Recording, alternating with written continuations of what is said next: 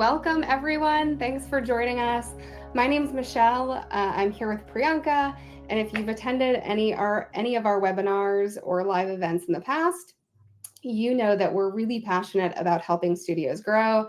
Priyanka and I, particularly about helping studios grow through marketing. So that's what we're going to be talking about today. So my name is Michelle. As I mentioned, I'm the VP of Commerce at Captura. I've been here about 6 months, and I am really responsible for helping studios optimize all of the touch points that they have with the friends and family members who are buying the photos. So whether that's through marketing or e-commerce experience, and marketing being what we're going to talk about today.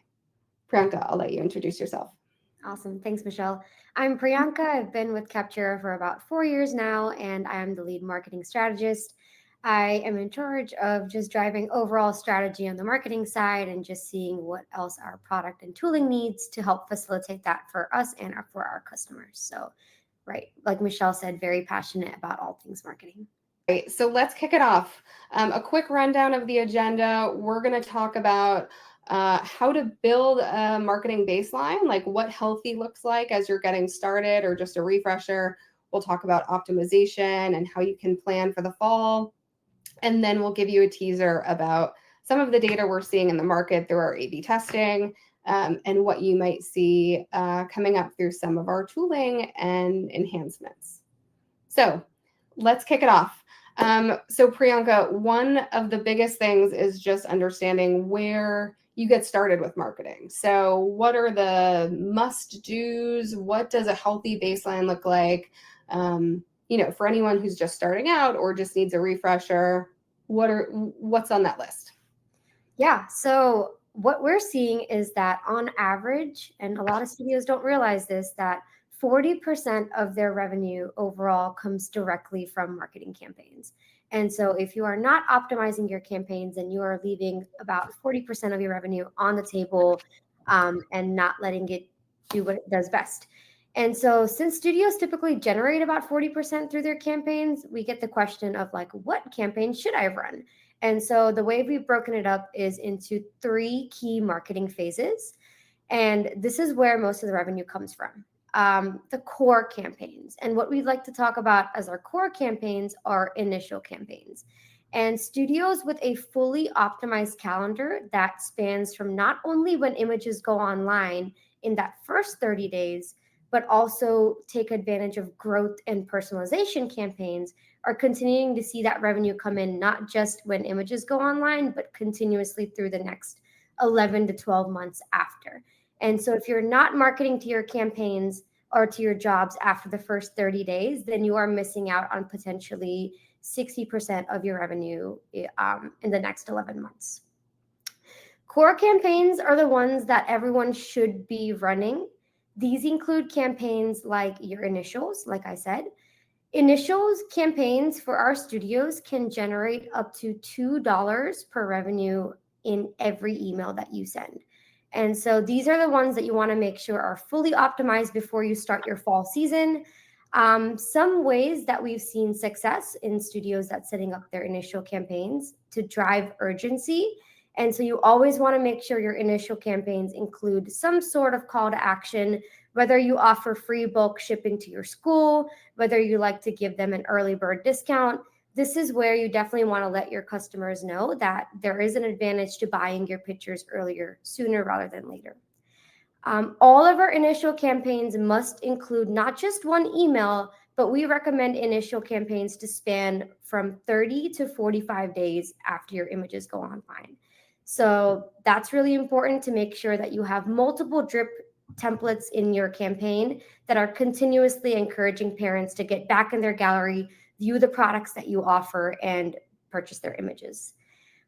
We also recommend that if you collect phone data, so SMS data, that your campaigns include not only emails, but also SMS, and include abandoned cart templates. Abandoned cart emails make almost as much in revenue per email as the images online templates because it gets them back in their gallery. So you definitely want to make sure that you include abandoned cart templates in your initial campaign. And those are the people who are really motivated, right? Like they've come, they've put a package, they've put a product in their cart, and now it's like bringing them back to complete the purchase.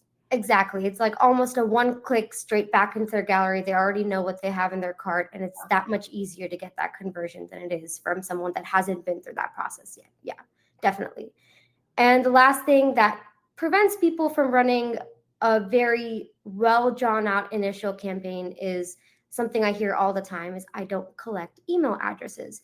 I would make sure that don't let this prevent you from sending out emails.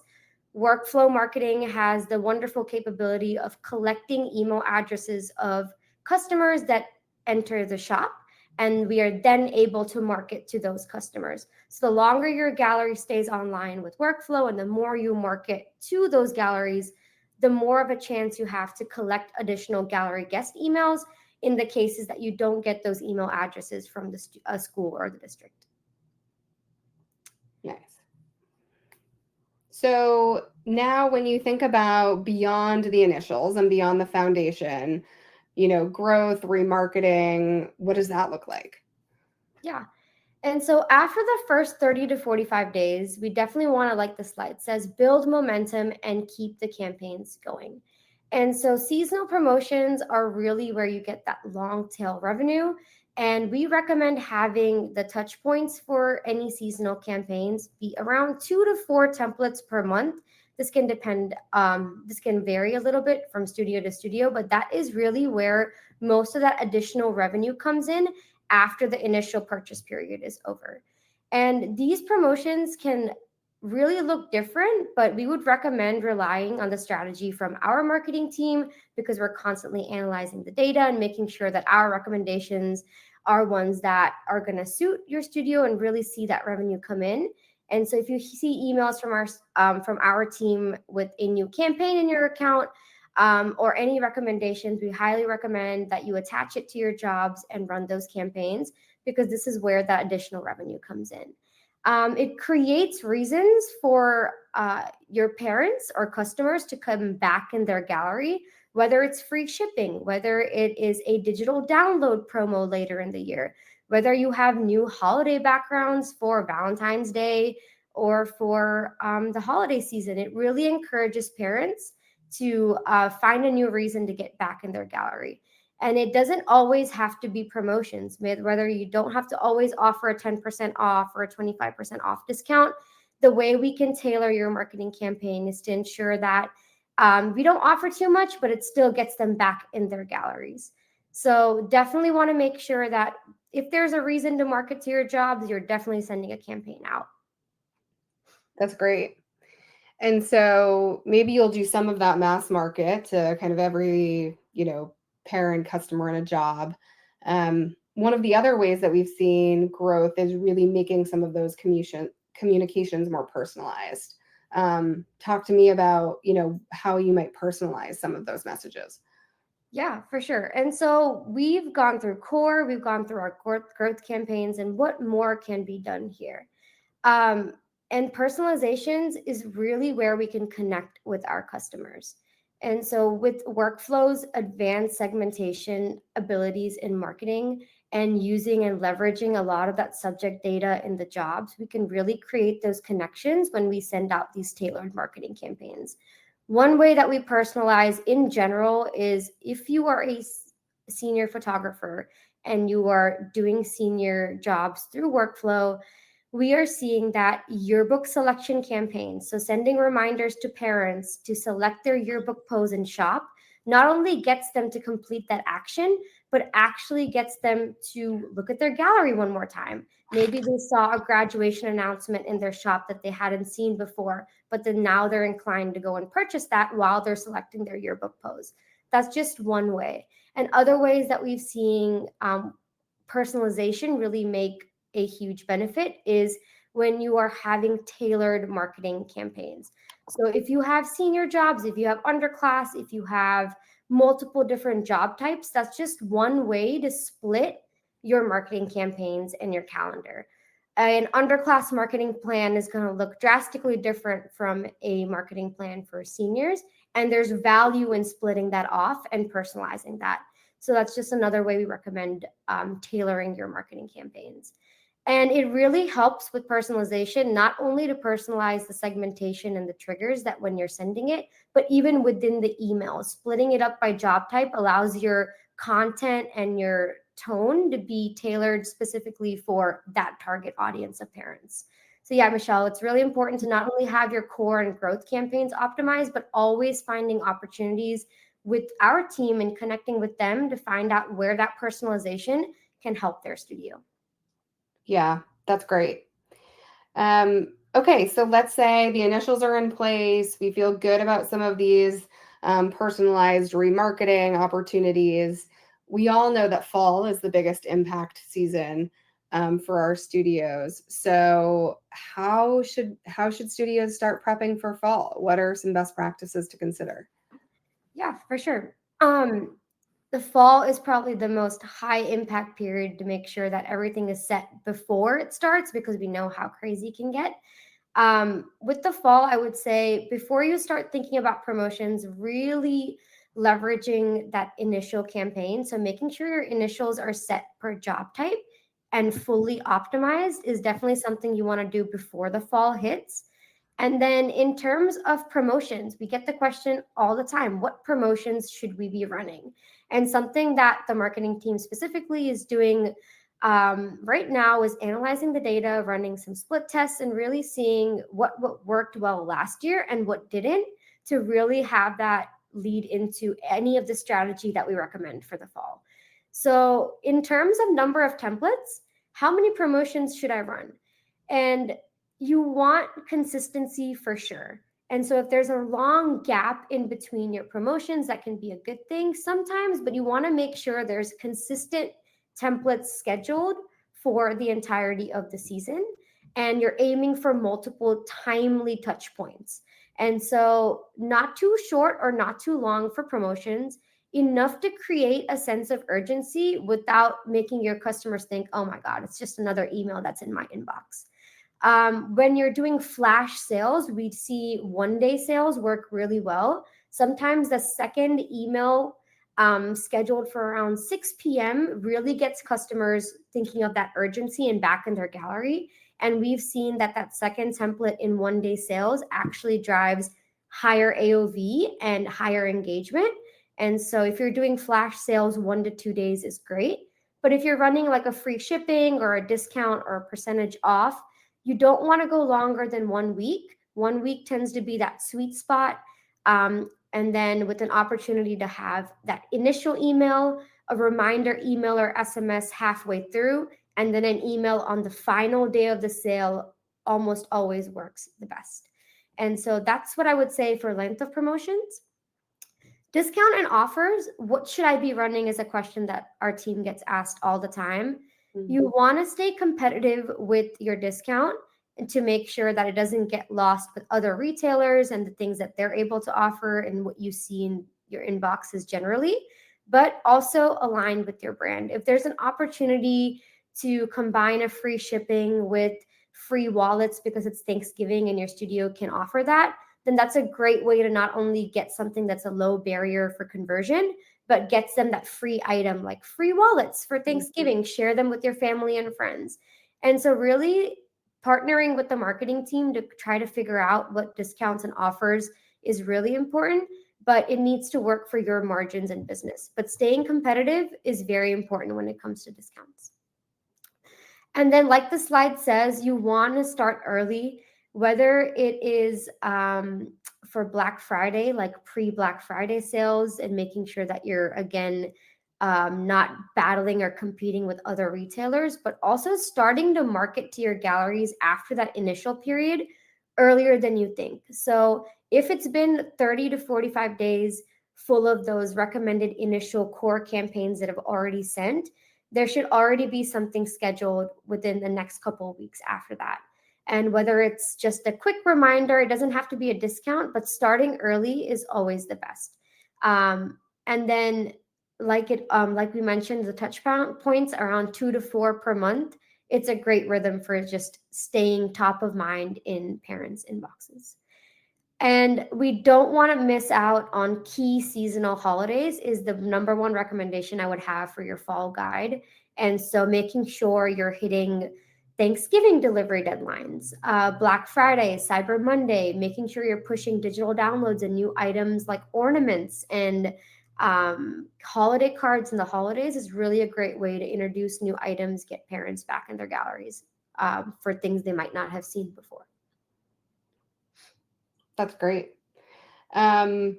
So a lot to do for fall and kind of get yourself situated going into, especially like the busy holiday season towards the end of the year. Um, for studios that might be, really used to this cadence and they're doing remarketing again and again, how, what is the Captura team doing? Like, how can we help, show the studios what will work and how are we using data and some testing to do that? Yeah, that's a great question. So, one of the overarching things that we've noticed generally as the Capture team is that before we even get into the testing and iterating, is that people just forget to attach their campaigns to jobs sometimes. And so, you might have recently seen that we released a attachment wizard to get you guys attaching your galleries, being able to filter through jobs better. And so that's just one way we noticed a problem and tried to put a solution towards it. But what we're really doing in terms of the marketing campaigns and strategies is we're using the data that we have to help guide our future optimizations and any enhancements that we do. And so we are currently A/B testing many different templates to find the best performers for the fall. And some of the tests that we've already run and that we're using to help validate the campaigns that we're recommending is the inclusion of emojis, the placement of the CTA. So where is your CTA button placed? Is it higher up in the email? Is it lower up? And which one is driving more click-through rate? Does a short email copy or email template work better than a longer email? Does personalized imagery, so having the image of like a student or a package or something, help the template or does it hurt the template? And so these are just a few ways of the highest impact tests that we're running to see whether it's going to help with our strategy in the fall. And when we're measuring A/B tests, the one thing you always want to keep in mind is we want to make sure we are analyzing the open and click-through rates to make sure that the highest performer is the one that is validated as a success. And what is it doing to conversion rates? Is it helping it? Are more people purchasing because of it? And then the deliverability, AOV, and unsubscribe rates. How is it affecting that in different tests? And so all of these are done to help us get the best performers for the fall. And you'll see a lot of that be driven in the strategy that our team recommends. And so any questions that you have can definitely be directed to them as well. And then overall, like the bottom part mentions, is we are not only getting the A/B tests to validate our campaigns, but just making sure that anything that we're analyzing in the data is reflected in the strategy and the tooling. And so, like we said, the attachment wizard being one way to help you guys attach your campaigns quicker to your jobs, and just making sure that we have all the right things in place to help facilitate the marketing recommendations that our team has. That's great. Yeah, this is one of the areas where I'm the most excited. Just like looking at all the different A/B tests and seeing maybe what we thought would perform well that isn't as helpful, and vice versa. So we're actively doing a lot of that now, and so your marketing strategists and the greater team will be able to share more of that with you in the coming month. Perfect. So before we wrap, let's talk about what's coming next. I know we're just scratching the surface on all of the capabilities that we have within workflow and with marketing, but there are some just exciting opportunities ahead and things that you'll hear us talk about more. One around just the journey mapping. And so this is all about how we make a stronger connection between the emails that our friends and family are receiving and the shopping experience. So an example of something we're working on now is the ability to showcase the promotions in email on the site to remind people as they're browsing products, what's the discount that they just saw in email? What's the promotion? Is there other incentives to buy that we can just communicate to make a stronger connection from email to the shopping experience?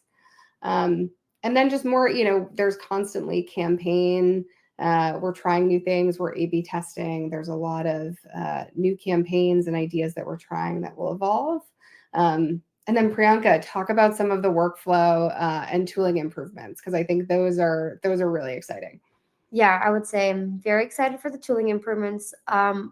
One thing, like we just mentioned, was the attachment wizard. Again, making sure that your campaigns are able to attach to your jobs quicker, not only in the back end, but the whole wizard portion of it, just making that flow easier. And then we touched on this briefly before, but advanced personalization when we were thinking about our internal segmentation of abilities. It's really important for marketing templates to be very segmented for the audience base. So when you have an audience that is most likely the ones that are supposed to receive the emails, it just makes the overall conversion and engagement with that email better. And so some of the segments that we're working on are really going to help not only facilitate that, but some of the workflow needs that this industry has. And then lastly, what I'm really excited for is some of you guys may have been familiar with the marketing beta, which allows to give our studios more control over their marketing campaigns. We're really hoping to roll this out to all of our customers very shortly, which would include things like editing the subject lines of your emails, just more overall control of your marketing campaigns, and then for the first time ever, performance analytics on the campaign side inside a workflow for our studios to see. So just, yeah, overall exciting things, not only on the data side, but in the product and tooling side that we are internally very excited about. And like Michele said, just improvements that help build better, smarter, and hands-free workflow, especially on the marketing side. Yeah, that's great. So if you love today's session, so we said this was just scratching the surface. Don't miss out on a follow-up deep dive we're going to have at our MVP one-day conference. It's right before SPOA on that Monday. Insight packed. We'll talk about real campaigns, more tactics, more of the data, especially more about the A/B testing that we're seeing. And it's a great way to squeeze a little extra value on a trip to Raleigh if you're coming there for the SPOA event. So you can add an MVP ticket to a SPOA package, and it's a really great way to kick things off and get ready for fall. So reach out, book a demo if you want to talk to us about more of your fall campaigns or even how you can leverage those for existing jobs. And as always, we have Captura Cast, and so you can check that out to see previous webinars. Follow us on Facebook and LinkedIn, where we'll be sharing videos like these and other tips as we go. So thanks for joining us. Priyanka and I always love to talk about marketing. So hopefully you got something out of it too. And we'll see you soon. Bye.